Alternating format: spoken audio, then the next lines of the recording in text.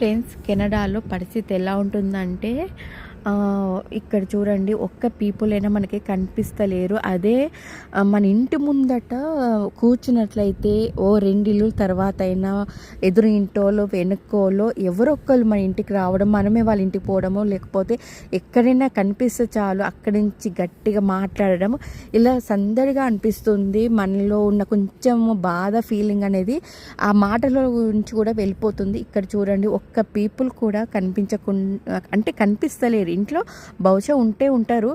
ఇక్కడ ఏంటంటే ఒక్కరి జాబ్ చేస్తే నడవదు ఫ్రెండ్స్, ఇద్దరు జాబ్ చేస్తేనే చాలా వరకు సేవ్ అవుతాయి మనీ. ₹10 పెట్టేవాల్సిన ఇండియన్ డబ్బులు ఇక్కడ $20 పెట్టాల్సి వస్తుంది. ఇలా ఉంటుంది. ఇక్కడ ఎన్ని ఖర్చు ఉన్నా అది ఎంత సంపాదించుకుంటామో అంత ఖర్చులు కూడా ఉంటాయి ఫ్రెండ్స్.